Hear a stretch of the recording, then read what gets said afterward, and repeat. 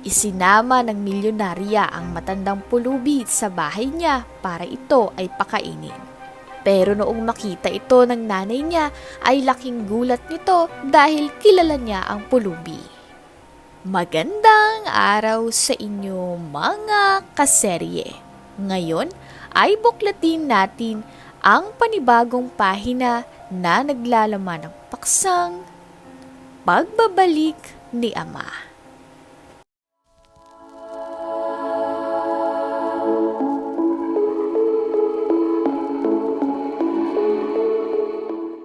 Malamig ang simoy ng hangin sa malawak na hardin ng mansyon ni Eliza. Ang bango ng mga rosas at dama de noche ay dumadampi sa kanyang pangamoy. Ngunit ang lamig ng gabi ay hindi mapawi ang init ng kanyang mga alalahanin. Sa loob ng mansyon, ang mga gintong palamuti, naglalakihang chandelier at mga antigong muebles ay nagsisigaw ng karangyaan. Subalit sa kabila ng kagandahan ng paligid, ang kanyang puso ay nababalot ng lungkot at mga tanong na matagal nang walang kasagutan. Sa kanyang silid, nakaupo si Eliza sa gilid ng isang marangyang kama na may puting sutla na kobre kama. Nakatitig siya sa larawan nilang mag-ina. Nakapalamuti sa isang mamahaling frame na gawa sa pilak na inukit ng magaling na alahero. Maingat ang pagkakaayos ng larawan. Isang perpektong imahe ng isang masayang pamilya. Ngunit alam niyang malayo ito sa katotohanan. Hanggang ngayon, wala pa ring sagot si Mama tungkol kay Papa. Bulong ni Eliza sa sarili. Hinaplos niya ang gilid ng frame. Ang kanyang mga daliri naglalakbay sa bawat linya ng larawan na tila pilit niyang binubuhay sa kanyang isipan. Sa kabila ng kanyang tagumpay bilang isang milyonarya, may sugat sa kanyang pagkatao na hindi maghilom. Isang sugat na dulot ng bahagi ng kanyang buhay na laging tinatakasan ng kanyang ina. Isang mahinang katok ang pumukaw sa kanyang mga iniisip. Napalingon siya mula sa bintanang binabasa ng ulan at narinig ang pamilyar na boses ng kanyang ina. Eliza, anak, handa na ang hapunan. Malumanay na sabi ni Lydia habang dahan-dahang binubuksan ang pinto. Nakatayo ito sa may pintuan. Pilit ang ngiti, ngunit hindi maikukubli ang bakas ng pagod at lungkot sa mukha nito. Napabuntong hininga si Eliza. Pilit pinipigilan ang bigat na bumabalot sa kanyang dibdib. Tumayo siya mula sa kanyang kinauupuan at tinanaw ang ina. Ang tahimik ng gabi ay tila sumasalamin sa bigat ng kanyang kalooban. Hindi na niya kayang kimkimin pa ang mga tanong na matagal nang bumabagabag sa kanya. Sige po, Mama. Susunod na po ako. Sagot niya. Kahit pa ang tinig niya'y halos bulong lamang. Tahimik ang hapagkainan. Tanging kalansing ng kubyertos ang naririnig habang kumakain sila. Walang nagtangkang magsalita. Ang bawat galaw ay parang sinukat. Parang may kinukubling sekreto na nakadikit sa hangin. Bigla niyang binitawan ng kutsara. Ang tunog nito'y tila isang alingaw-ngaw na pumukaw kay Lydia na napatingin sa kanya. Pinipilit ni Eliza ang sariling huminga ng malalim bago magsalita. Mama, malambing, ngunit kinakabahan ng boses niya. Pilit niyang itinaas ang kanyang mga mata. Bagaman mabigat ito sa pakiramdam. Kailan mo po ba sasabihin sa akin ang totoo tungkol kay Papa? Napatingin si Lydia sa anak. Ngunit saglit lamang. Agad niyang ibinaling ang paningin sa bintana. Tila nais tumakas mula sa nakakapasong tingin ni Eliza. Sa kabila ng pagtatangkang panatilihing matatag ang kanyang itsura. Hindi nakatakas sa anak ang bahagyang panginginig ng kanyang mga kamay. Isang mabigat na katahimikan ang bumalot sa silid, na para bang lahat ng emosyon ay nagsisiksikan ngunit walang nais magpakawala. Eliza, wika niya matapos ang ilang sandali. Ang boses niya ay mababa, halos parang bulong na hindi niya kayang buuin ang lakas ng loob. Sinabi ko na sa'yo, di ba? Iniwan na tayo ng papa mo. Mayroon siyang ibang pamilya. Halatang pilit ang bawat salitang lumalabas sa bibig ni Lydia. Malamig ang kanyang tono, ngunit sa ilalim nito'y may pahiwatig ng pag-aalinlangan ng isang kwentong hindi palubusang nasiwalat. Hindi na napigilan ni Eliza ang sarili. Lumapit siya sa ina, hawak ang nanginginig nitong kamay, at pinilit habulin ang kanyang paningin. Mama, huwag mo nang ulitin yan, sabi niya. Ang boses ay puno ng hinanakit. Ngunit may lambing ng isang anak na nananabik sa katotohanan.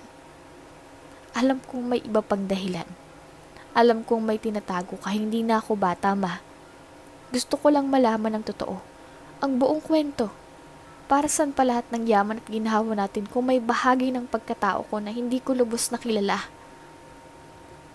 Hinawakan niyang mga kamay ng ina ng mas mahigpit. Tila hinihila ito pabalik sa katotohanan na pilit nitong iniiwasan. Saglit na napatigil si Lydia. Hinayaan niyang manatili ang mga kamay ng anak sa kanya, na para bang sa wakas wala na siyang magagawa kundi tanggapin ang bigat ng kanyang sariling mga salita. Sa wakas, bumuntong hininga si Lydia ng malalim at dahan-dahang umupo sa gilid ng kama. Tumulo ang luha sa kanyang pisngi. Ngunit mabilis niya itong pinunasan gamit ang manggas ng kanyang bulsa. Ang kanyang katahimikan ay tila isang bagyong paparating, mabigat at puno ng emosyon. Eliza, napakahirap nito para sa akin, simula niya. Ang tinig ay halos pabulong, ngunit sapat upang marinig ng anak. Gusto kong sabihin ng lahat pero natatakot ako. Natatakot akong masaktan ka. Pero ano, ma? Ano ang totoo?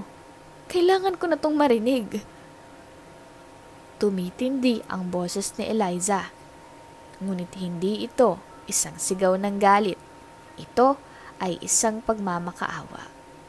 Ang mga mata niya ay nagsusumamo, puno ng pag-asam na sa wakas, ang sekretong nagkukubli sa kanilang pamilya ay may mailalahad na. Huminga ng malalim si Lydia, pilit na pinapalakas ang loob na magpatuloy. Ang mga kamay niya ay nanginginig habang hinahaplos ang lamesa. Tila kumukuha ng lakas mula sa matagal ng alaala. Alam niyang hindi na niya pwedeng takasan ang tanong ng anak. Ang totoo, anak. Hindi ko alam ang lahat. Mahina niyang simula. Ngunit ramdam ang bigat ng bawat salita. Bigla na lang siyang hindi na umuwi sa atin. Nanlaki ang mga mata ni Eliza. Agad na natigilan. Anong ibig mong sabihin, Mama? Bigla siyang nawala? Paano? Ang boses niya ay nag-ingting, puno ng gulat at hinanakit. Nagtatrabaho siya noon sa malayong lugar. Sabi niya, kailangan niya tayong iwan pansamantala para sa trabaho. Pero isang araw, hindi na siya bumalik.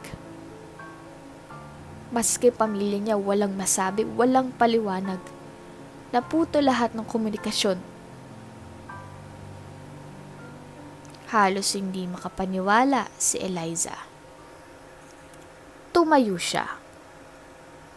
Ang mga kamay ay nakatukod sa mesa. Nanginginig sa damdaming gustong sumabog. Wala man lang kayong ginawa para hanapin siya. Bakit parang tanggap mo na lang, Mama? Parang hinayaan mo na lang siyang mawala. Pumikit si Lydia. Hinayaan ang unang patak ng luha na dumaloy sa kanyang pisngi. Anak, ginawa ko ang lahat. Sagot niya. Naghanap ako, nagtanong, pumunta ako sa lahat ng pwedeng lapitan. Pero walang sagot hanggang sa unti-unti kong tinanggap na baka nga hindi na siya babalik, na baka may bago na siyang buhay. Tahimik si Eliza. Tumagilid siya at dahan-dahang naupo pabalik sa silya.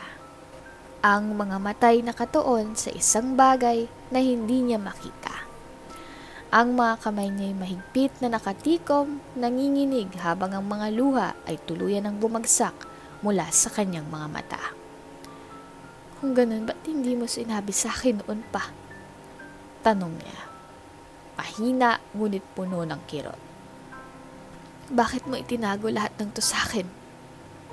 Humugot ng malalim na bumuntong hininga si Lydia. Parang ang bigat ng bawat salita ay nakadagaan sa kanyang dibdib. Dahil natatakot ako. Sagot niya. Muling tumitig sa kanyang anak. Natatakot akong malaman mong katotohanan at masira ang imahe ng papa mo. Natakot akong mawalan ka ng tiwala sa kanya at sa akin. Tahimik ang buong bahay. Tanging tunog ng bentilador ang pumuno sa katahimikan ng gabi. Sumasabay sa mahinang ihip ng hangin mula sa labas. Si Eliza ay nakaupo sa mesa. Nakatitig sa pinggan niyang halos hindi niya nagalaw.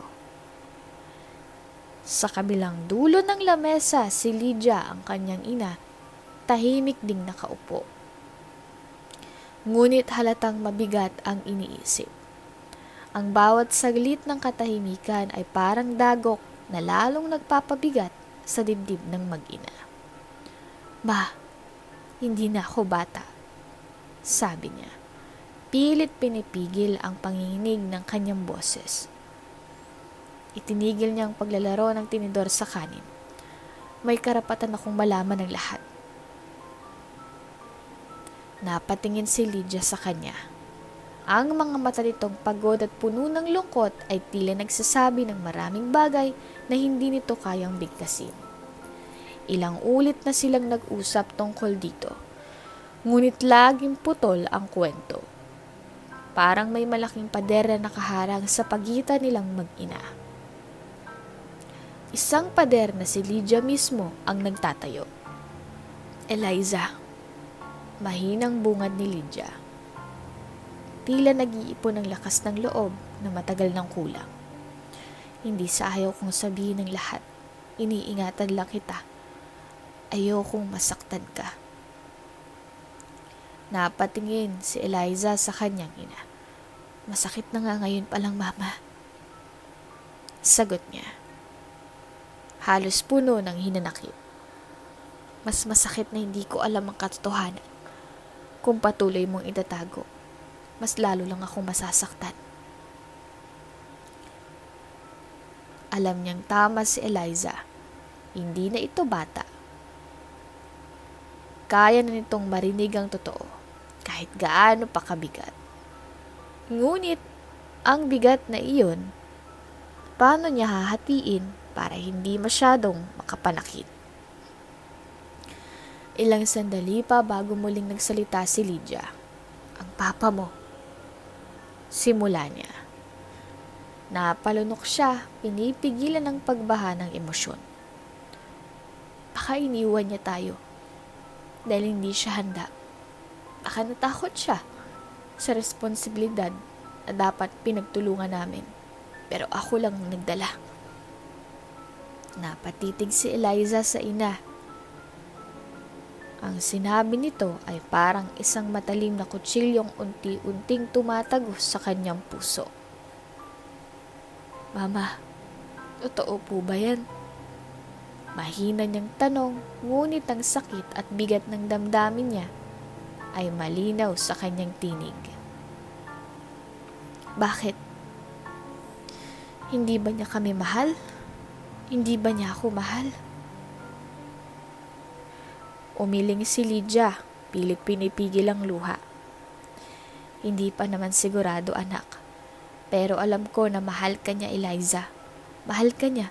Pero hindi sapat ang pagmamahal na yon para manatili siya. Siguro nasasaktan siya sa mga bagay na hindi ko rin maintindihan. Pero isang bagay ang alam ko. Hindi mo kasalanan na umalis siya. Lumapit si Eliza sa kanyang ina. Mama, hahanapin ko siya, sabi niya. Ngayon ay mas determinado.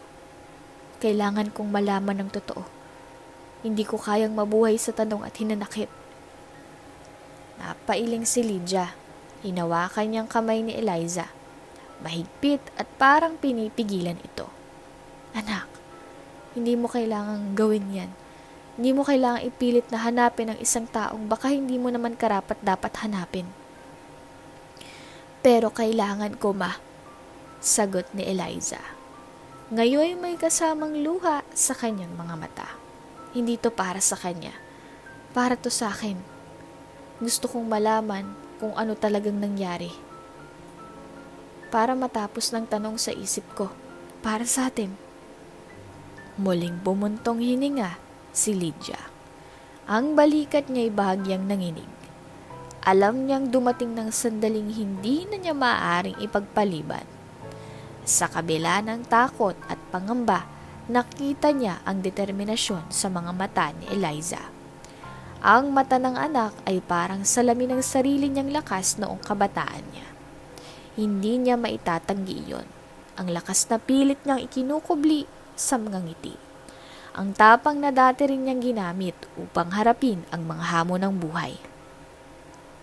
Kung yan ang gusto mo, anak, mahina, ngunit tapat ang tono ng kanyang boses. Parang ang bawat salita ay tinimbang ng puso.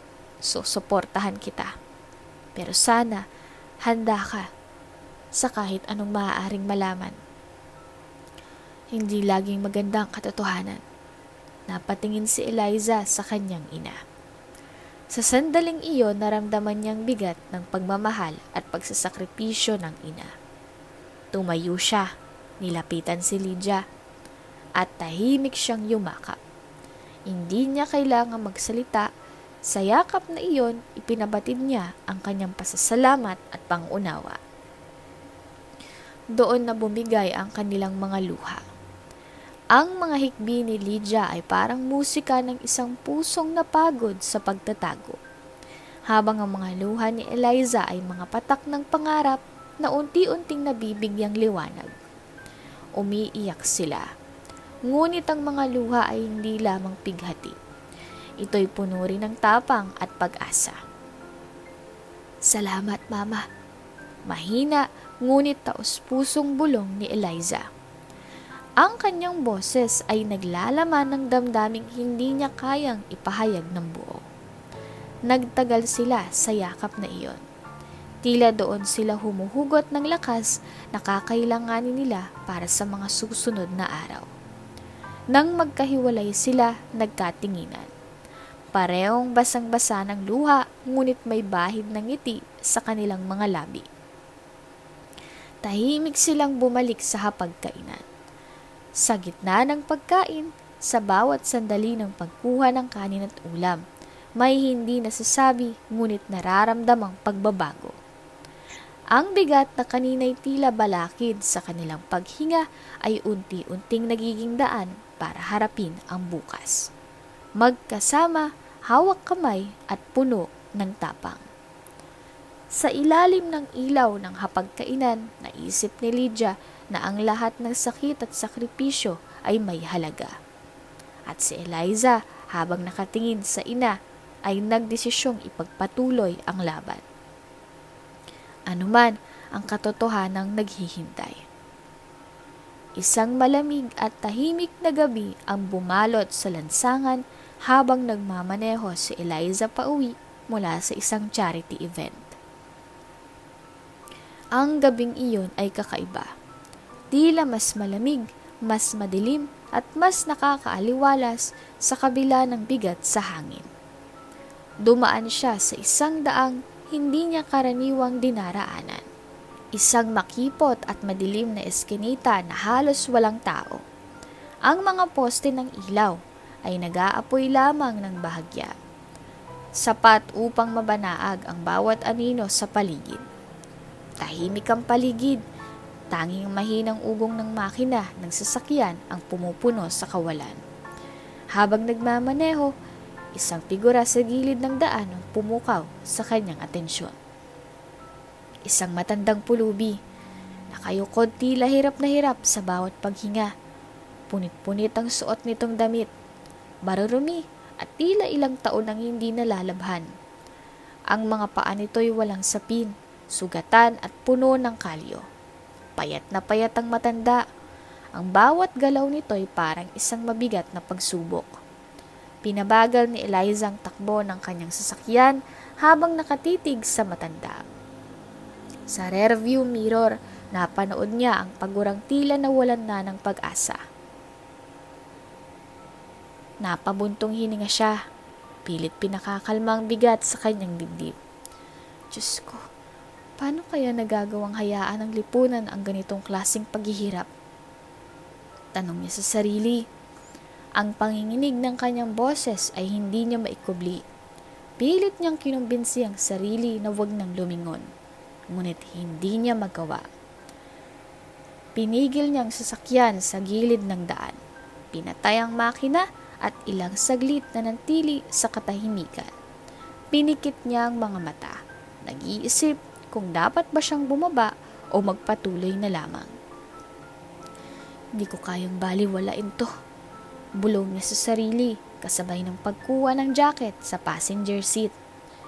Lumabas siya ng kotse at dahang-dahang lumapit sa matanda. Sa dilim ng gabi, ang malamig na simoy ng hangin ay tila nagpapakirot sa kalamnan ni Eliza. Sa kabila ng pangamba, kinuha niya ang maliit na flashlight at pitaka mula sa kanyang bag. Nag-aalinlangan man, mas nanaig sa kanya ang malasakit. Bumaba siya ng sasakyan. Ang bawat hakbang ay puno ng pag-iingat at pag-aalala. Sa harap ng maliit na poste kung saan nakaupo ang matanda, huminto siya. Sa ilalim ng dim na ilaw ng poste, nakita niyang matandang halos nagkukubli sa manipis na kumot na animoy hindi sapat para labanan ng lamig ng gabi. Ang kanyang payat na katawan at nanginginig na kamay ay tila nagpapakita ng mahabang kwento ng hirap. Dahan-dahang lumapit si Eliza. Tatay, kumusta po kayo? Mahina niyang tanong, ngunit puno ng malasakit. Napayuko siya upang makita ang mukha ng matanda. Ang mga mata nito'y puno ng pagod, ngunit may bahid ng pag-asa nang marinig ang boses ni Eliza. Bagaman tila nagulat sa presensya niya, dahan-dahang tumingala ang matanda. Hinaplos nito ang kanyang tiyan, tila sumisimbolo ng gutom na matagal nang hindi napapawi. Maraming salamat. Kahit ano pong tulong, malaking bagay na. Mahina nitong sagot. Halos bulong na lamang ang bawat salita. Naramdaman ni Eliza ang bigat ng mga salitang iyon. Para bang bawat pantig ay pumipisil sa kanyang puso. Lumapit pa siya ng kaunti at hinawakan ang malamig na kamay ng matanda. Ang hawak niya ay hindi lamang para magbigay ng init kundi para ipadama na hindi ito nag-iisa. Halika po, tatay. Malambing niyang anyaya, puno ng determinasyon. Sama ho kayo sa akin, may pagkain po sa kotse at dadalhin ko po kayo sa mas ligtas na lugar. Saglit na natigilan ng matanda, tila naguguluhan sa senseridad ng kanyang alok. Iniwas nito ang tingin, parang hindi makapaniwala na mayroong taong magpapakita ng ganitong kabutihan. Ilang saglit pa, mahina itong nagsalita. Ang boses nito'y puno ng alinlangan. Iha, di kita kilala. Pero bakit mo to ginagawa? Wala naman akong maibabayad o maibabalik sa'yo. Tumigil si Eliza. Sa simpleng tanong na iyon ay parang bumagal ang oras. Ngumiti siya ng malumanay. Ang ngiting parang sinag ng araw sa malimig na gabi. Hindi ko po kailangan ng kapalit. Lahat po tayo ng tao. Karapat-dapat na magmalasakit. Hindi po ito tungkol sa kung ano ang kaya niyong ibalik. Tulong po ito mula sa puso. Hindi na muling sumagot ang matanda. Sa halip, unti-unti nitong iniangat ang kanyang katawan. Sa tulong ng malakas na bisig ni Eliza, bawat kilos nito'y mabagal, puno ng pag-aalangan. Ngunit dama ni Eliza ang desperasyon nito na muling makalakad ng mag-isa. Sa kabila ng halatang hirap at pagod, may bahagyang ngiti sa labi ng matanda. Isang bagay na tila matagal nang nawala sa kanya. Salamat, iha. Bulong nito. Halos pabulong na animoy kinakain ng hangin ng mga salita. Napatingin si Eliza sa mukha nito. Bagamat may bakas ng pagdurusa sa mga mata ng matanda, may kakaibang liwanag din na sumilay roon. Liwanag na tila bumabalik dahil sa tulong na ipinakita niya. Wala pong anuman, tatay. Basta dahan-dahan lang po ah. Huwag pong pipilitin kung hindi kaya. Sagot ni Eliza, na may banayad na tinig na puno ng malasakit. Pinilit niyang alalayan ang matanda habang ito'y tumayo sa nanginginig nitong mga binti. Bawat hakbang nito ay tila ba may kasamang laban. Laban ng isang katawan na matagal ng pagod. Laban ng isang taong tila nawalan na ng lakas sa paglipas ng mga taon. Ngunit sa bawat hakbang, naroon si Eliza. Maingat na umaalalay. Hindi niya hinahayaan itong bumagsak. Kahit pa nararamdaman niya ang bigat ng responsibilidad sa kanyang mga bisig. Habang dahan-dahan nilang nilalakad ang makitid na daan patungo sa sasakyan. Napatingin ang matanda kay Eliza. Pilit nitong ngumiti, kahit pahalata ang panghihina sa kanyang muka. Ako, iha, nakakahiya naman sa'yo, baka napapagod ka na, sabi ng matanda. Ang boses nito'y paos, ngunit puno ng pag-aalala. Ngunit agad itong tinugunan ni Eliza ng isang malambing na ngiti. Hindi po tay, kaya po tayo narito para magtulungan. Isa pa, sanay ho akong tumulong sa mga tulad nyo, sagot niya. Sabay pakawala ng isang mahinang tawa upang maibsan ang bigat ng usapan. Ah, ganun ba? Pero mukhang hirap ka na rin, anak, tugon ng matanda. Sabay pilit na tumuwid ng tayo kahit nanginginig pa rin ang mga tuhod. Kung sa bagay, bata ka pa. Mas marami ka pang lakas kaysa sa akin. Ay nako tay. Hindi po lakas ang usapan dito kundi tiyaga. Basta ho may tiyaga, kahit ano kayang gawin. Biro ni Eliza habang marahang pinupunasan ng pawis sa noo ng matanda. Pagkarating nila sa sasakyan, binuksan ni Eliza ang pinto at maingat na inalalayan ang matanda upang sumakay. Opo, dahan-dahan lang po ah. Huwag pong magmadali. Ako na po ang bahala rito. Sabi niya habang inihahanda ang upuan upang masiguradong komportable ito. Nang makaupo ng matanda, tumingin ito kay Eliza na may halo ng pasasalamat at lungkot sa mga mata. Hindi ko alam kung paano kita pasasalamatan, iha.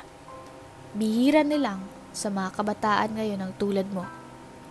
Yung marunong pa ring magmalasakit sa matatanda. Parang anak na rin ang turing ko sa'yo. Napangiti si Eliza, ngunit may kaunting kirot na naramdaman sa puso. Ang mga salitang iyon ay tila isang paalala ng kawalan, isang espasyong iniwan ng kanyang sariling ama, na matagal na niyang hindi nakikita. Gayunpaman, pinili niyang itago ang emosyon sa likod ng kanyang ngiti. Tay, hindi niyo po kailangang magpasalamat. Ang mahalaga po ay natutulungan ko kayo. Isa pa, masaya po akong may pagkakataon na makapaglingkod sa inyo. Habang iniikot niyang sasakyan papunta sa driver's seat, napansin niyang matanda sa salamin. Nakatingin ito sa malayo. Ngunit ngayon ay may bahagyang sigla sa mga mata nito. Napaisip si Eliza, kung minsan ang pinakamaliit na tulong ay maaaring magdulot ng pinakamalaking pagbabago sa puso ng isang tao. Habang binabaybay nila ang daan, nanatili siyang nakangiti. Kahit pa sa loob niya'y dama ang bigat ng damdamin ng matanda. Sapagkat ang pagtulong para kay Eliza ay hindi lang pagtupad sa tungkulin. Ito ay pag-unawa, pakikiramay at pag-alalay ng sarili. Kahit pa may kirot sa proseso. Pagdating nila sa mansyon, agad silang sinalubong ng isa sa mga kasambahay ni Eliza. Ang mansyon ay maliwanag at eleganteng gaya ng dati. Ang kristal na chandelier sa gitna ng sala ay kumikislap sa ilaw. Ang mga kortina ay yari sa pinakamamahaling tela at ang bawat sulok ng bahay ay amoy sariwang bulaklak. Ngunit sa gabing ito, tila nawala ng halaga ang karangyaan ng paligid dahil sa presensya ng isang bisita na hindi karaniwang nakikita sa mansyon. Ang matandang kasama ni Eliza ay nakasuot ng maruming damit. Ang kanyang buhok ay magulo at halata sa kanyang mga mata ang pagod at lungkot na dulot ng mahabang paglalakbay. Tumigil siya sa may pintuan, tila naiilang sa kinang at karangyaan ng lugar. Hinaplos niya ng bahagya ang laylayan ng kanyang lumang damit. Parang nahihiyang ipakita ang sarili sa harap ng ganoong kagandahang hindi niya kayang abutin. Ma'am Eliza, sino ho siya? Tanong ng kasambahay, halatang nagulat at may bahagyang pag-aalinlangan sa tinig. Bahagyang tumaas ang kanyang kilay habang pinagmamasdan ng matanda. Sandaling natahimik si Eliza, tila iniisip kung paano ipapaliwanag ang lahat. Tumingin siya sa kasambahay, pagkatapos ay hinawakan ang kamay ng matanda, na para bang binibigyan ito ng lakas ng loob. Ngumiti siya, ngunit bakas sa kanyang tinig ang lungkot at determinasyon. Si tatay, saglit siyang huminto, tila tinitimbang ang bawat salitang bibitawan.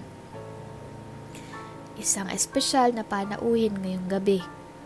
Nagkatinginan ang kasambahay at ang matanda. Napatingin ito kay Eliza na parang naghihintay ng karagdagang paliwanag. Ngunit walang anumang idinagdag si Eliza. Ang kasambahay ay yumuko na lamang bilang tanda ng respeto. Ah, sige ho ma'am. Pakihanda ang pagkain at dalhan din siya ng malinis na damit. Utos ni Eliza. Ang boses ay matatag, ngunit banayad. Opo, ma'am, sagot ng kasambahay. Bagamat bakas pa rin ang pagkalito sa muka. Dali-dali itong pumasok sa kusina. Tahimik lang ang matanda habang nakatayo sa tabi ni Eliza. Ang kanyang mga mata ay gumala sa paligid. Halatang hindi sanay sa ganoong kagandahang nakapalibot sa kanya. Ang malinis na sahig, ang puting mga dingding, at ang mga bintanang tinatamaan ng malambot na liwanag ng araw. Parang hindi bagay sa kanyang magaspang na anyo, ang tahimik at paayos na lugar na iyon. Napansin ni Eliza ang hindi mapakaling kilos ng matanda. Ang pagkahawak nito sa laylayan ng lumang kamiseta, ang pag-iwas ng tingin, at ang bahagyang pagyuko ng balikat na parang nais nitong itago ang sarili mula sa mundo.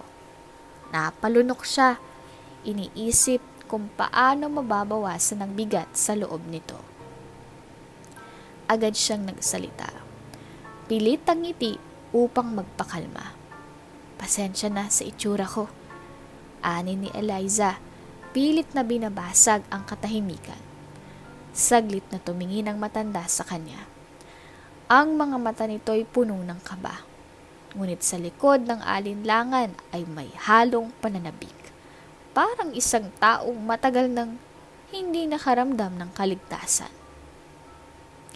Huminga ng malalim si Eliza bago muling nagsalita. Hinawakan niya ng marahan ang braso ng matanda. Ang init ng kanyang palad ay parang isang alok ng pagtitiwala. Huwag po kayong mag-alala, tatay, anya. Ang boses niya'y banayad ngunit puno ng tapang. Dito po, ligtas kayo. Walang huhusga sa inyo. Bahagyang yumuko ang matanda bilang tugon. Parang hindi pa rin makapaniwala sa kabaitang ipinapakita sa kanya. Hindi ito nagsalita. Ngunit sa mga kilos nito ay makikitang may bahid ng pasasalamat. Ang pag-alangan nito ay napilitan ng bahagyang pagluwag ng muka, na parang sa unang pagkakataon ay nakaramdam ito ng kaunting ginhawa. Hinayaan ni Eliza na dumaan ang ilang sandali ng katahimikan. Alam niyang kailangang bigyan ng oras ang matanda upang maging komportable. Hindi lahat ng sugat ay nadadaan sa mabilis na paghilom, lalo na kung ito'y tagos hanggang kaluluwa. Sa puntong iyon, dumating ang isa pang kasambahay. May dalang isang baso ng tubig at isang simpleng tuwalya. Inabot ito kay Eliza. Salamat, sagot ni Eliza. Pagkatapos ay iniabot niya ito sa matanda.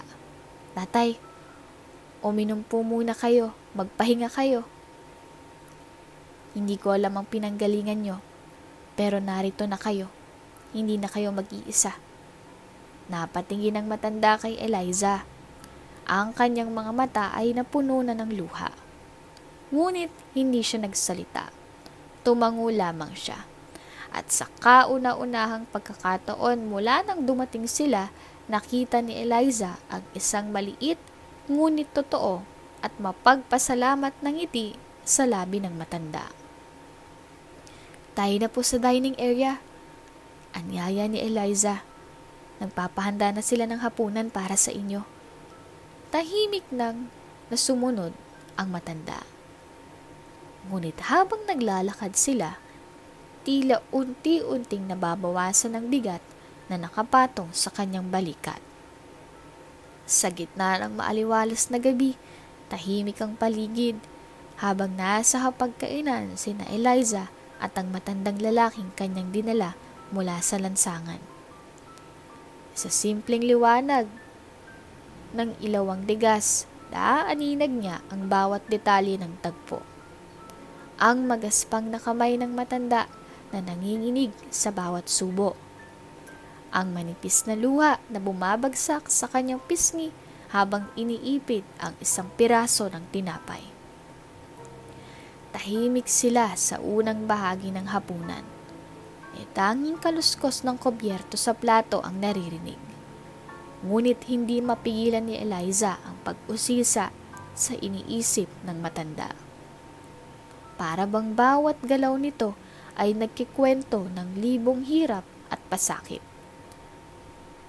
Matagal na po ba kayong nasa kalsada, tatay? Tanong ni Eliza nang di na niya matiis ang katahimikan. Ang boses niya ay magaan ngunit puno ng habag. Bahagyang napatingin ang matanda sa kanya bago muling yumuko. Pinahid nito ang luwas sa gilid ng kanyang mata at sa kamarahang sumagot. Oo, iha. Ilang taon na rin, siguro 10 taon na. Di ko inakala na darating ang araw na kailangan kong mamuhay ng ganito. Iniwan ako ng pagkakataon o marahil ako ang nagkamali. Nawalan ng trabaho, naubos ang ipon, hanggang sa unti-unti na lang akong nawala sa mundo ng may tahanan. Napatigil si Eliza. Sinisiyasat ang bigat ng bawat salitang binitawan ng matanda. Sa kanyang isip, pilit niyang inuunawa kung paanong nagagawa ng lipunan na baliwalain ang isang tulad nito. Hindi ba kayo bumalik sa pamilya niyo? Tanong niya. Halos pabulong na parang natakot na makasakit. Napailing ang matanda at muling lumagok ng tubig. Sinubukan ko, iha, pero hindi ko alam kung saan ko sila hahanapin. Wala akong ibang masisi kundi sarili ko. Ramdam ni Eliza ang hapdi sa boses nito. Tumigil siya sa pagkain at marahang hinawakan ang magaspang na kamay ng matanda. Tatay, kahit ano pang mangyari, hindi niyo kasalanan ang lahat. At kahit sa palagay niyo iniwan na kayo ng mundo, hindi ibig sabihin na wala nang nagmamalasakit. Napalunok ang matanda at napatingin kay Eliza. Sa unang pagkakataon, nagliwanag ang kanyang mga mata. Sa kabila ng lungkot na bumabalot sa kanyang muka. Iha, maraming salamat ha. Di ko akalaing may taong katulad mo pa sa mundong to. Ngumiti si Eliza, ngunit hindi niya mapigil ang pagtulo ng kanyang luha. Tatay, simula ngayon dito na kayo sa amin. Hindi ko hahayaan na mag-isa kayo sa mga susunod na araw. May tahanan na kayo dito. Ang sinabi niyang iyon ay parang musika sa pandinig ng matanda. Napapikit ito at tumango. Sabay bulong. Salamat, iha. Salamat sa binigay mong pag-asa. Matapos ang hapunan, naupo sila sa sala. Tahimik ang paligid. Tanging tunog ng mga kuliglig mula sa labas ang maririnig. Dala ni Eliza ang isang tray na may dalang tasa ng mainit na tsokolate. Dahan-dahan niyang inilapag iyon sa mesang kahoy sa pagitan nila ng matanda. Inumin niyo ho, tatay. Anin ni Eliza habang iniaabot ang isang tasa sa matanda. Malambing ang boses niya. May halong respeto at pag-aalala. Ngumiti ang matanda. Baka sa kanyang mga mata ang pagod, ngunit may kakaibang ningning. Salamat, iha ha. Napakabuti mo naman. Sagot nito habang maingat na tinanggap ang tasa. Umupo si Eliza sa tabi ng mesita. Hawak ang sariling tasa. Ngunit hindi siya agad uminom. Sa halip, tumitig siya sa mainit na inumin na tila may iniisip na malalim. Maya-maya, bumasag siya ng katahimikan. Alam niyo po, tatay, kanina, nung nakita ko kayo sa may kalsada, hindi ko maintindihan ang naramdaman ko. Parang may kung anong nagtulak sa akin na lapitan kayo. Pakiramdam ko ho, may dahilan lahat ng to. Parang itinadhana na magkita tayo. Napatingin ang matanda kay Eliza. Tila iniisip ang kanyang sinabi. Tumango ito ng dahan-dahan at ngumiti. Alam mo, iha, minsan, ang mga bagay na tila aksidente lang ay siyang nagdadala ng pinakamalaking pagbabago sa buhay natin. Hindi natin laging nauunawaan agad, pero sa tamang panahon, malalaman mo rin ang kabuluhan. Napatingin si Eliza sa matanda. Ramdam niyang bigat ng mga salitang iyon. Para bang may tinatago itong mas malalim na kahulugan. Napabuntong hininga siya, ngunit hindi sa pagod, kundi sa dami ng iniisip. Sa totoo lang po, tatay, sabi niya muli, mas mahina ang boses. Ang tagal ko na hong parang may hinahanap, pero hindi ko po alam kung ano. Tapos kanina nung nakita ko po kayo, parang may kulang sa buhay ko. Nabiglang napunan. Hindi agad sumagot ang matanda. Sa halip, humigop ito ng tsokolate at tumingin sa kawalan. Matapos ang ilang saglit, nagwikang muli. Marahil iha, hindi aksidente ang lahat ng to. Minsan, ang mga sagot na hinahanap natin ay nasa mga taong hindi natin inaasahan. Nagpatuloy ang kanilang pag-uusap sa gabing iyon. Sa bawat kwentuhan, lalong naramdaman ni Eliza ang kakaibang koneksyon sa matanda. Hindi niya maipaliwanag kung bakit. Ngunit parang may bahagi ng kanyang puso na matagal nang nanahimik na ngayon muling nagising. Sa kabila ng kanilang simpleng pagsasama, alam niyang may mahalagang dahilan kung bakit sila itinakda ng tadhana na magkita. Habang inaakay ni Eliza ang matandang lalaki papasok sa isang maayos na kwarto, hindi niya maiwasang mapaisip. Ang bawat taong may dalang kwento, mga kwento na madalas ay nagiging sagot sa mga tanong na hindi natin alam na mayroon tayo. Tila ba ang pagdating ng matandang ito ay may dalang lihim na naghihintay na babunyag. Pagkatapos niyang maihiga ang matanda sa kama, sinigurado niyang nakabalot ito ng makapal na kumot upang maibsan ang panginginig nito. Nagpaalam siya sandali upang kumuha ng mainit na tsaa. Ngunit bago pa man siya makalabas ng silid, bumukas ang pinto. Lumabas si Lydia, ang kanyang ina. May hawak na baso ng tubig. Pagkakita ng matanda, tila natigilan si Lydia. Nawala ang kalmado sa kanyang mukha. Ang kanyang mga mata ay nanlaki, at ang baso ng tubig ay muntik nang mabitawan. Ang katahimikan ng gabi ay biglang napuno ng isang tensyon na pumalot sa buong kwarto. Ang presensya ng matanda ay tila nagdala ng isang malamig na ihip na bumalik sa nakaraan. Ricardo? Mahina, ngunit may panginginig na sambit ni Lydia. Halos pabulong, ngunit ramdam ang bigat ng bawat pantig. Ang kanyang mga kamay ay napahawak sa dibdib, habang ang kanyang mga mata ay unti-unting napuno ng luha. Ma? Tanong ni Eliza. Halatang nagulat sa reaksyon ng kanyang ina. Kilala niyo po siya? Hindi sumagot si Lydia agad. Tumulo ang kanyang mga luha. Ngunit nananatiling nakatitig sa matandang lalaki. Ang kanyang katawan ay tila naging estatwa. Ngunit ang kanyang damdamin ay halatang naglalaban sa loob.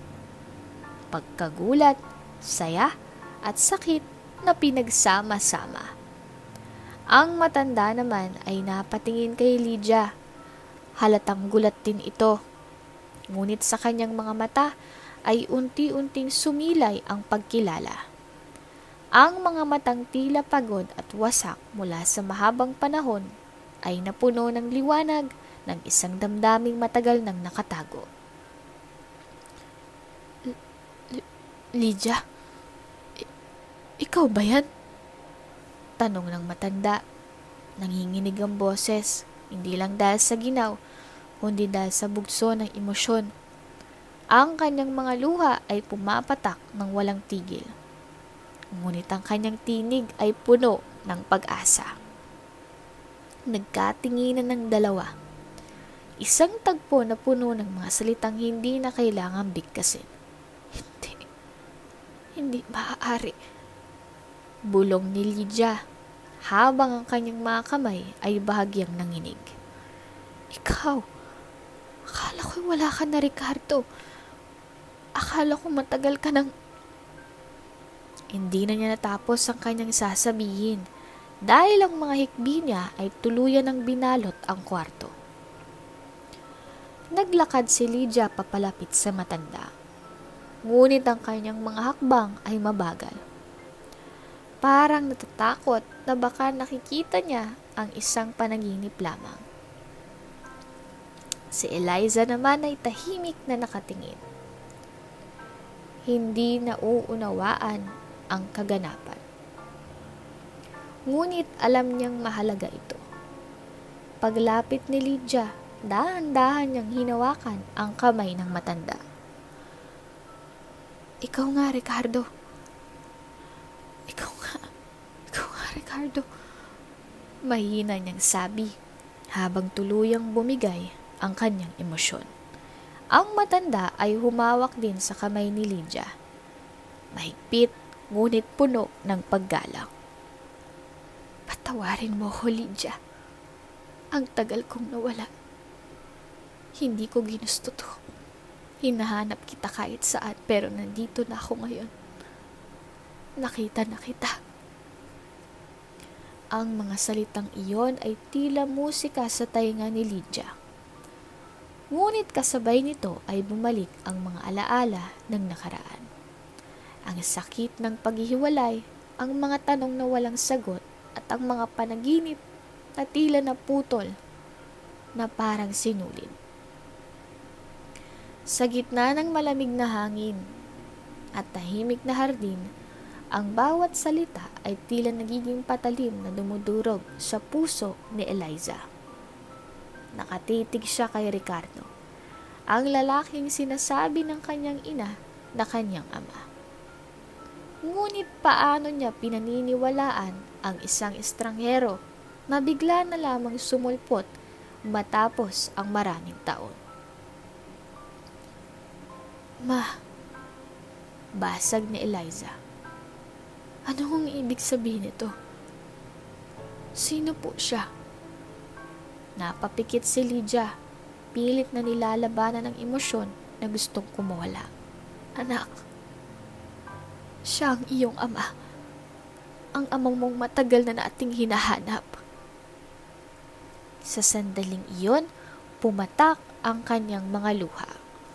At niyakap niya si Eliza ng mahigpit at tila nais iparating ang lahat ng kanyang nararamdaman sa isang yakap. Napalunok si Eliza. Siya? Si Papa? Pero bakit ngayon lang? Ang kanyang boses ay nagkanda-utal at ramdam ang bigat ng damdamin sa bawat salita. Akala ko hindi na siya babalik. Sinubukan kong tanggapin yun. Sinubukan kong kalimutan ang sakit. Hindi ko siya iniwan dahil gusto ko. Singit ni Ricardo. Eliza, anak. Alam kong mahirap tong paniwalaan. Alam kong malaki ang kasalanan ko sa inyo ng mama mo. Pero nang umalis ako noon, wala akong magawa. May mga bagay na mas malaki sa akin. Mas malaki sa ating pamilya. Anong ibig mong sabihin? Anong dahilan ng sapat para iwan mo kami ng ganun lang? Napayo ko si Ricardo. Halatang kinukumbinsi ang sarili na may karapatan pa siyang ipaliwanag. Sa halip, si Lydia ay nanatiling tahimik. Matigas ang ekspresyon habang pinapanood ang bawat reaksyon ni Eliza. Tumigil si Ricardo upang tingnan ni Eliza, ngunit ang mukha nito ay puno ng pagkalito. May mga sitwasyong pilit akong inalayo sa inyo. Napuno ng katahimikan ng paligid. Si Eliza tila nilamon ng bigat ng revelasyon, habang si Lydia ay hindi pa rin magawang magsalita. Sa kanyang isipan, bumabalik ang mga taon ng pagtatanong, pagdurusa at pag-asang muling makikita sa Ricardo. Tahimik si Eliza, ngunit ang kanyang mga mata ay puno ng luha. Pero pa, sambit niya halos pabulong. Ang iniwan mo hindi lang pamilya. Iniwan mo ako. Iniwan mo kami ni Mama. Hindi mo man lang ako nakita habang lumalaki. Napahawak si Ricardo sa kanyang dibdib. Parang pinipisil ang puso niya ng mga salita ni Eliza. Alam ko, anak. At walang araw na hindi ko pinagsisihan ng lahat. Kung kaya ko lang ibalik ang panahon. Pero hindi mo na maibabalik ang nakaraan. Putol ni Lydia na sa wakas ay nagsalita. Ricardo, tumating ka rito na parang walang nangyari. Na parang ang sugat na iniwan mo ay basta na lang maghihilom dahil sa mga paliwanag mo hindi ganun kadali. Tumango si Ricardo, tila ba tinanggap ang bawat salita. Alam ko, Lydia, pero narito ako ngayon dahil gusto kong bumawi. Hayaan mo kong magpaliwanag, Lydia. Ikukwento ko ang totoong nangyari. Hindi sumagot si Lydia. Tumingin kay Eliza, na ngayon nakatitig kay Ricardo. Waring sinusukat ang katotohanan ng bawat salitang lumalabas sa kanyang bibig. Ma, siguro nga oras na para makapag-usap kayo at marinig ang katotohanan. Mahinang sabi ni Eliza. Sa ilalim ng mapusyaw na liwanag ng buwan, tahimik na nagkaharap sina Ricardo at Lydia sa ilalim ng punong mangga sa kanilang bakuran. Ang malamig na simoy ng hangin ay tila nagdadala ng mga alaala ng kanilang nakaraan. Mga alaala ng pagmamahalan, mga pangarap at hindi inaasahang sakripisyo. Ang bawat dahon na kumakaluskos ay parang binibigkas ang mga hindi nasabi noon, mga salitang kinikimkim ng panahon. Si Ricardo ay nakatayo, halatang kinakain ng emosyon ang kanyang kalooban. Nanginginig ang kanyang mga kamay habang marahang hinawakan ng luma ngunit maalagang kamay ni Lydia. Ang kanyang mga mata ay puno ng pag-aalinlangan at pag-asa. Tila natatakot sa maaaring maging sagot ng babae sa harap niya. Lydia, bulong niya. Halos hindi marinig sa sobrang hina. Ngunit daba ang bigat ng bawat salitang lumalabas sa kanyang bibig. Hindi ko alam kung saan ako magsisimula. Ang lahat ng nangyari parang bangungot na gusto ko nang kalimutan. Tahimik lamang si Lydia, ngunit halata ang kirot sa kanyang mga mata. Puno ito ng emosyon, halo-halong saya, lungkot at pangungulila na matagal niyang kinimkim. Naghintay siya ng paliwanag, ng mga sagot sa mga tanong na ilang taon niyang itinatanong sa hangin. Huminga ng malalim si Ricardo bago nagsimula. Ang kanyang boses ay basag, ngunit pilit niyang nilalabanan ang pagkalambot. Lydia, nang umalis ako noon, ang tanging iniisip ko ay ang maibigay sa inyong magandang buhay na deserve nyo. Kaya't sumama ako sa truck na yon, papunta sa bagong trabaho. Ang pangako ko sa sarili ko, babalik ako na may dala ng mas maginawang buhay para sa atin. Pinikit niya ang kanyang mga mata, tila dinudurog ng alaala. Pero may nangyari. Bahagya niyang itinungo ang ulo. Tila mabigat ang bawat salitang lumalabas sa kanyang bibig. Nahulog ako sa truck na sinasakyan ko sa bangin. Patuloy niya. Ang boses ay basag at puno ng sakit. Sa lahat ng sakay, ako na lang nakaligtas. Pero, sandali siyang tumigil. Tila hindi maituloy ang sasabihin. Napatingin siya kay Lydia, umaasa sa pag-unawa. Dahil sa tindi ng pinsala, nagising ako hindi ko nakilalang sarili ko. Pagpapatuloy niya. Bumagsak ang kanyang mga balikat sa bigat ng kwento. Di ko maalala kung sino ako, kung saan ako galing. Para bang wala akong buhay, Lydia. Para akong multong gumagala. Napasa po si Lydia sa kanyang bibig. Pilit na nilalabanan ang hagulgol na gustong kumawala. Sa loob ng maraming taon, nagpalaboy-laboy ako. Nakatira ako kung san-san, kung ano-anong ginagawa ko para lang mabuhay. Pero dahan-dahan, unti-unting bumalik ang alaala ko. Ang pangalan mo, ang mukha natin, mga mukha mo. Bumalik lahat. Tumigil siya sandali. Nag-ipon ng lakas para ipagpatuloy ang kwento. Pero nung naalala ko ng lahat, hindi ko alam kung paano kayo haharapin ulit. Natatakot ako. Baka hindi nyo na ako tanggapin. Baka wala na akong lugar sa buhay nyo. Hinaplos ni Lydia ang kanyang mga pisngi.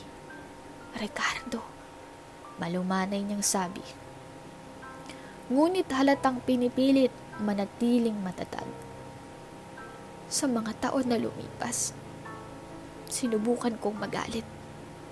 Sinubukan kong kalimutan ka pero hindi ko magawa. Kahit anong gawin ko, ikaw at ang mga alaala natin ang bumubuhay sa akin. Napaluha si Ricardo sa narinig. Ngunit nag-aatubili pa rin.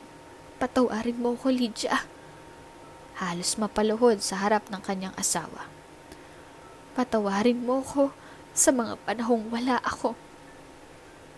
Sa mga paghihirap na pinagdaanan mo ng mag-isa. Sa mga gabing kailangan mo ako pero wala ako. Hinawakan ni Lydia ang mga kamay. Mahigpit at puno ng pagmamahal. Ricardo, sagot niya. Ang tinig ay kalmado ngunit puno ng emosyon. Hindi kita kailangang patawarin. Hindi ko kailangang magalit pa. Ang mahalaga ngayon ay nandito ka na. Buhay ka at buo na ulit ang pamilya natin. Nagsimula ng umihip ang hangin. Tila dinadala ang mga salitang puno ng pagpapatawad at pagmamahalan. Sa ilalim ng punong mangga at sa liwanag ng buwan, nagkasama ulit sina Ricardo at Lydia. Ang kanilang kwento ay nagsisimula muli ng pag-asa at pagmamahal na mas matibay kaysa dati. Sa di kalayuan, unti-unting lumapit si Eliza. Sa ilalim ng malamlam na ilaw ng buwan, kitang-kita niyang isang pamilyar na figura na tila nagmula sa isang panaginip. Ang kanyang ama. Ang bawat hakbang niya ay puno ng halo-halong damdamin, pananabik, pagdududa at isang kirot na matagal nang itinatago sa ilalim ng kanyang tapang.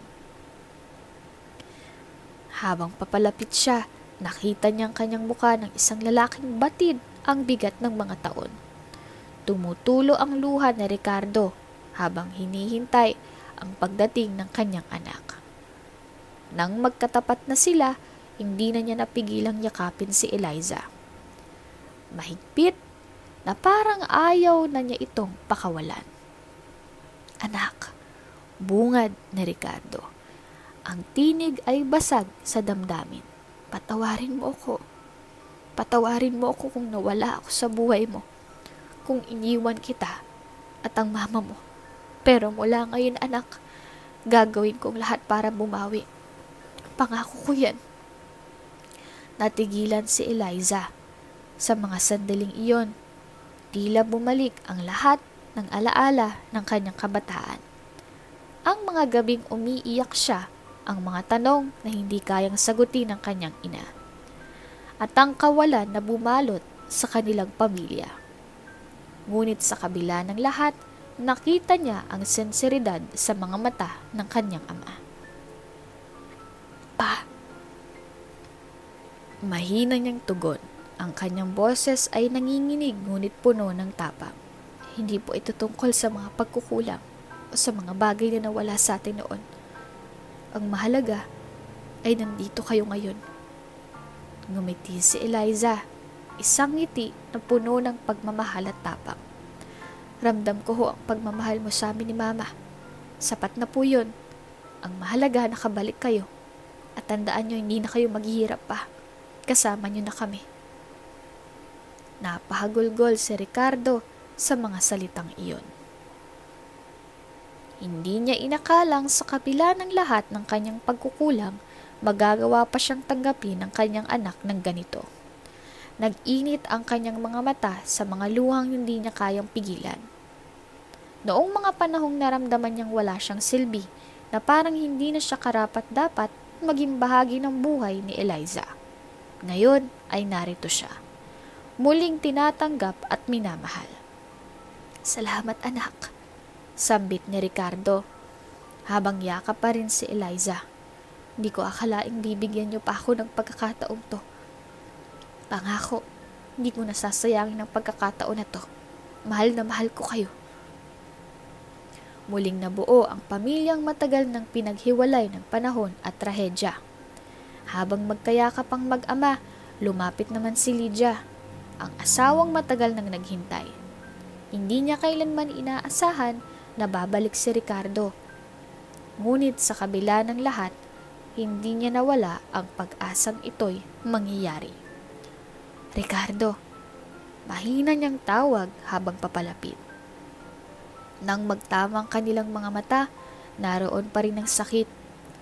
Ngunit naroon din ang pag-asa. Wala nang dahilan para bumalik tayo sa nakaraan. Ang mahalaga, magkasama na ulit tayo.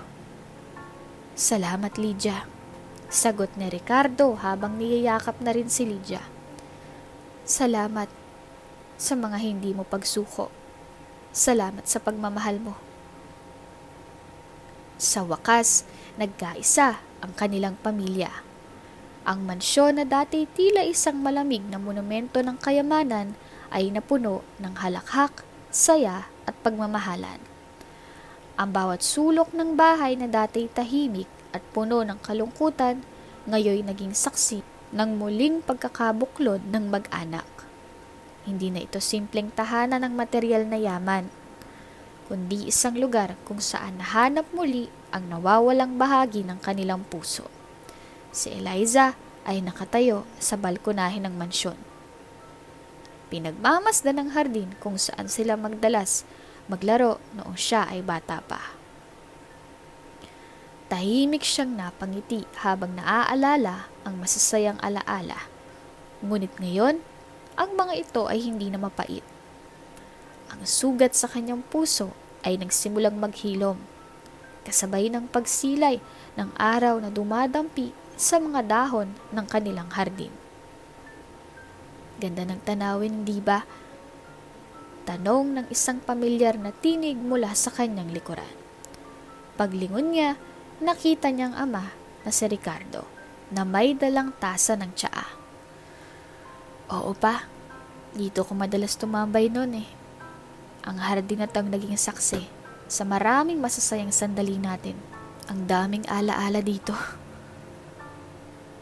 Tumabi si Ricardo sa kanya at inabot ang tasa ng tsaa. Tumikhim siya, tila may gustong sabihin, ngunit nag-aatumili. "Alam mo anak, dami kong pagsisisi sa buhay ko. Pero ngayong nandito na ako sa tabi niyo, pakiramdam ko, binigyan ako ng pangalawang pagkakataon.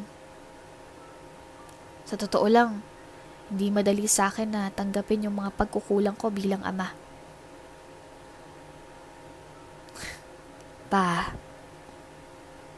hindi mo kailangang magsalita ng ganyan.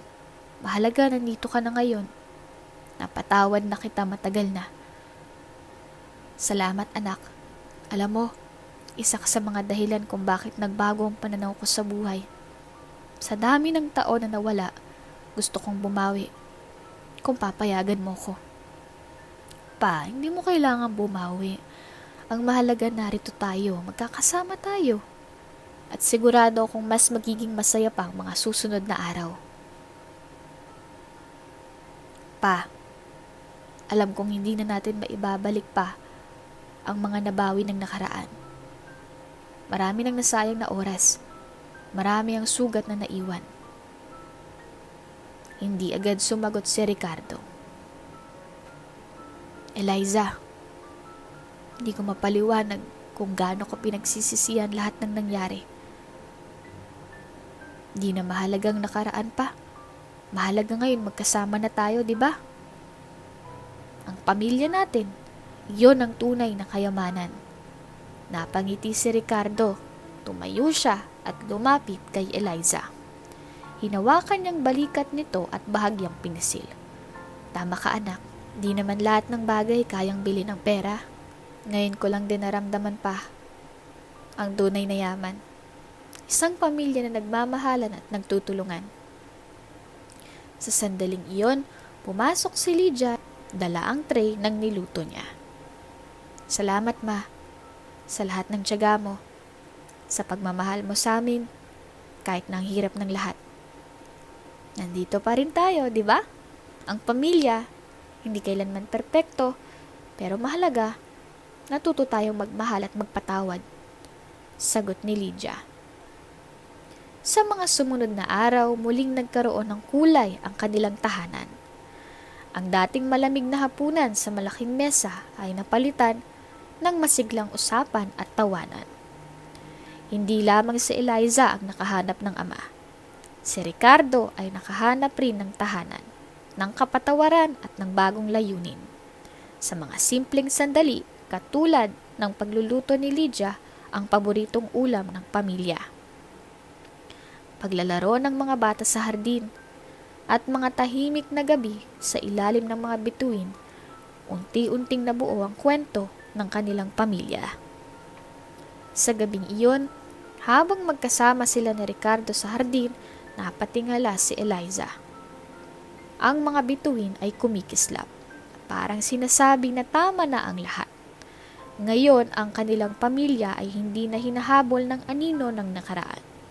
Sila'y may bagong simula, puno ng pagmamahalan at pangako ng mas magandang kinabukasan.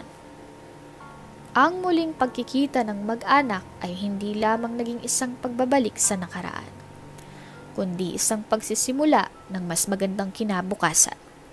Sa bawat araw na lumipas, sinigurado ni Eliza na hindi masasayang ang bawat pagkakataong makasama ang kanyang mga magulang.